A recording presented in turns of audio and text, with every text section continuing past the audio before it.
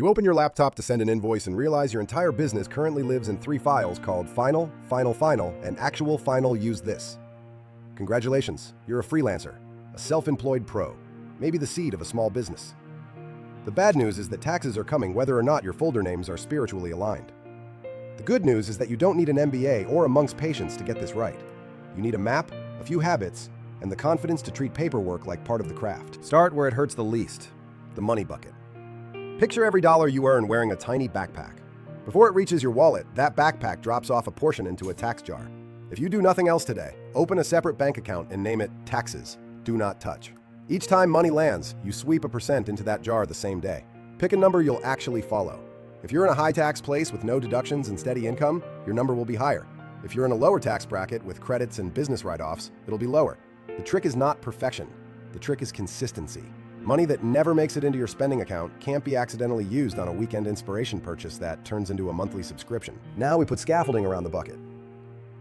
You need a ledger, not a novel. The monthly close is your heartbeat. Once a month, same day, same time. Sit down for 45 minutes. Open your bank and payment processors.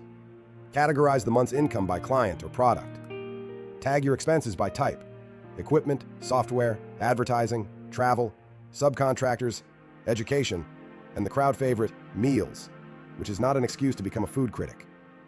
Reconcile bank balances against your spreadsheet or accounting app and fix the mismatches now, when memory is fresh and screenshots exist. If you collect sales taxes or value-added tax, check your liability to date and record it like money that isn't yours, because it isn't.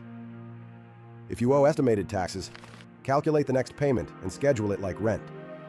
Then save a tiny management letter to yourself. 5 sentences on what went well, what needs attention, which invoices are late, and what you'll do before the next close. You are the CFO now. Your memo is the board meeting, receipts. The dragon everyone fears. The world's chillest audit-proof system is 3 habits: capture, context, and continuity. Capture means that every time you spend money for business, online or in person, you save the receipt immediately. Take a photo or PDF it. Rename the file with the date, vendor, amount, and category. Toss it in a year and month folder. Context means write 1 human sentence on or next to the receipt that explains the business purpose, like you're telling a friend. Microphone upgrade for client podcast. Train to on-site shoot. Lunch with Maya to scope Q4 retainer. Continuity means the receipt matches the card statement, which matches the bank feed, which matches the ledger entry. That chain is what the tax office actually wants to see. Money in, money out. Documentation that ties. Fancy apps help. Simple folders also win. The worst system is trust me, bro. Let's pause on deductions before we wander into myths. You can deduct ordinary and necessary expenses for your trade or business. Ordinary means common for your line of work. Necessary means helpful and appropriate, not life-saving. If you design logos, the drawing tablet, fonts, and design software are ordinary. If you film weddings, the second camera body you bring as backup is necessary, even if it feels like overkill until the first one has a meltdown during vows. Home office rules vary by country, but the idea is stable. If you have a space used regularly and exclusively for work, you may deduct a reasonable share of housing costs or a flat allowance. If you drive for work, not commuting to a fixed office, truly business miles, track miles or actual auto costs, but pick one method and stick to it. Meals can be partially deductible when they have a bona fide business purpose. Entertainment is treated differently and often limited. Subcontractors and assistants are fully deductible if they're real people doing real work. Education that maintains or improves your skills is usually fine. A whole new career path is often not. Every time you're unsure, ask yourself, would a normal person in my line of work buy this to do the job? If the answer is yes, and you can explain it in 1 sentence, you're close to safe. You're going to hear about write-offs like they're wizard spells. They are not. A deduction reduces the income you're taxed on. It is not free money. Spend $100 and you might save $30 in tax, but you still spent $70 net. The goal is to spend on what actually makes the business stronger. If the new lens earns you more or saves you hours, great. If you're inventing reasons to buy something so you can save on taxes, you're shopping, not running a business. Now we cross from the land of you, the person, to the land of the business, the thing. Many of you operate as sole proprietors or single-member entities by default. That's fine to start, but understand the big difference when you choose a formal structure. A company, or LLC, can add a layer of liability protection, may open different tax options, and will absolutely force better habits. It also adds paperwork.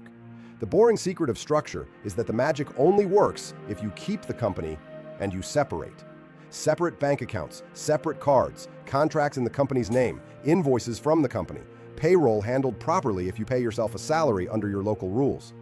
Intermingling business and personal expenses is a red flag in any country. If your records look like a smoothie, expect the tax office to drink it without asking what fruit you intended. The digital nomad dream. People love the idea that spending fewer than a certain number of days in one place makes them tax-free. It doesn't. Day counts matter, but so do the stickier concepts of where you actually live, where your family sleeps, where your major decisions happen, where you have a permanent home available, and where your business has a footprint. Some countries will consider you resident with far fewer days if your life is clearly there. Some will tax your income because it's sourced to their territory, even if you're not resident. If your work looks like a local presence, an office, a project that runs long enough, an agent who closes deals for you, you can create a taxable base without ever touching a magic number. The short version? If you're going to live and work across borders, plan with facts, not slogans. Keep a timeline of where you were, what you did, and for whom you did it. If two countries can claim you, learn how tiebreaker rules work. If you don't want a surprise, don't live a surprise. That same cross-border caution applies to selling online. If you sell to customers in the European Union or the United Kingdom, you'll collide with value-added tax systems that care about where your customer is and what you sold. Marketplaces often collect VAT for you on physical goods shipped inside their networks, but your own store may need to register through simplified portals to charge VAT at the customer's rate and remit it. Digital services, apps, software, online courses have their own rules and thresholds. If you're in doubt, treat the VAT you collect like a hot potato. Record it separately and set it aside. It's never your money. Let's get you paid without drama.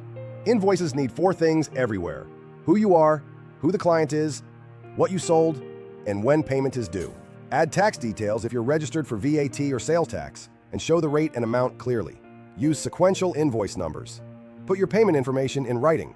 Charge late fees if your contract allows, and actually follow up. Deposits for new clients are not rude. They're professional risk management.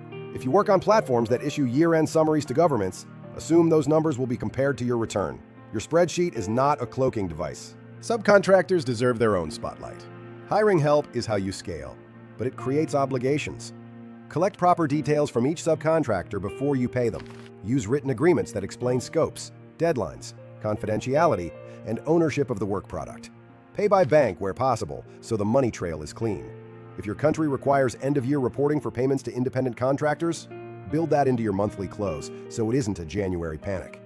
The best time to set up clean vendor records is before the first payment, not 5 minutes before a deadline. What about the 10 reasons people actually get audited?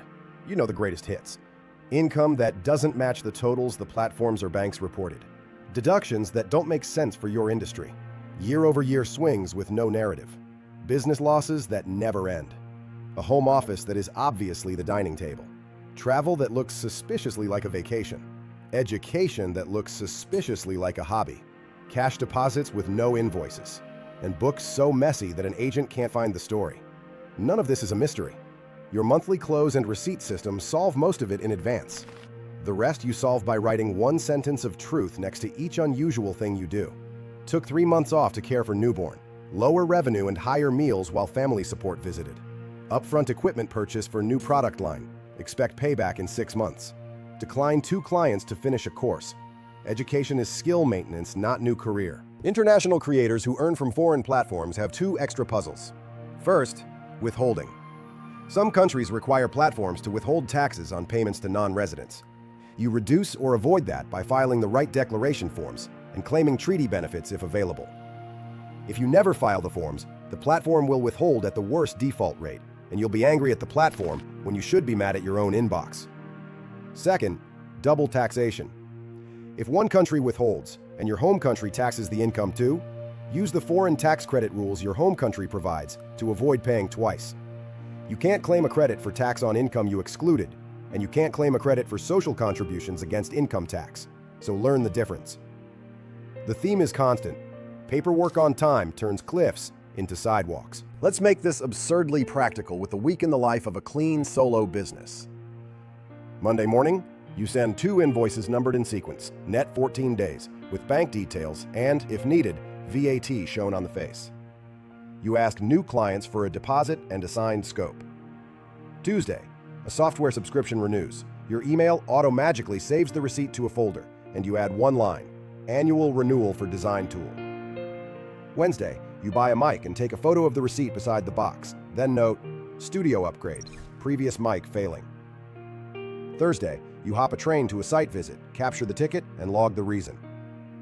Friday is your 45-minute close. You reconcile the bank, tag transactions, check the taxes jar, skim accounts receivable to see who's late, and write 5 sentences to yourself. That's it. You didn't become a bookkeeper. You became an adult who can find a receipt in under 30 seconds and sleep through April. The moment you hire your first assistant, you're in a new movie. Decide whether they're an employee or a contractor based on what the law says, not on which form is shorter. Employees mean payroll, withholding, and social contributions. Contractors mean invoices you pay against, no control over how they do the job, and end-of-year reporting. Mixing them up is an audit magnet. If you think you're close to the line, get advice and document why you chose one path. The legal definition isn't, I like this person but I don't want payroll. It's control, integration, and economic reality. You will be tempted to chase every deduction, pivot structures 3 times a year, and invent complex schemes you read about in a forum comment section. Resist. The simplest, workable system beats the cleverest, unimplemented plan. Your system is this: separate bank accounts, a monthly close, receipts with one-line purpose notes, a taxes jar with automatic sweeps, invoices that look like invoices, contracts that exist, and a brain that understands where you live for tax, where your work is taxed at the source, and when to get help. And yes, sometimes you do need help. If you've moved countries, formed a company, hired employees, started collecting VAT in other places, or received letters you don't understand, call a professional. Think of pros like you think of dentists. Brush and floss daily so you only need cleanings, not root canals. Show up with records so the visit is short and cheaper. Understand enough of the vocabulary that you're part of the solution, not a spectator. Imagine your future audit. The agent asks for bank statements, invoices, and receipts for a few categories. You email a tidy folder with subfolders by month. Each file name starts with a date, a vendor, an amount, and a tag. There's a little spreadsheet that totals those tags and ties to your return. They ask why your revenue dipped mid-year. You point to your 5-sentence memo and the signed parental leave note you wrote yourself, even though no one asked you to. They ask about meals. You show notes with names, topics, and outcomes. The whole thing feels less like interrogation and more like checking your luggage fits in the overhead bin. That isn't luck. That's a system. So where do you start if you're a freelancer, self-employed human, or small business owner? Start by deciding that taxes aren't a monster. They're a calendar appointment. Open the taxes jar and automate the sweep. Pick a monthly close day and set a recurring reminder. Build your receipt habit today. One sentence of context turns a pile of paper into a record. Separate your business and personal money, bank accounts, cards, and contracts. Learn the rules that apply where you live and where your clients are. If you work across borders, retire the myth that one number makes you invisible. Your facts will always speak louder than your day counter.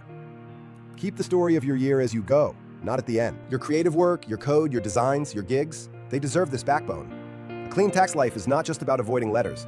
It's about buying back your focus. When you trust your system, you stop worrying that every train ticket is a future problem and start seeing it for what it is, a piece in a larger picture of a business you built on purpose. Close the laptop. Reward yourself with something that isn't technically deductible. And sleep well. You're running a real shop now.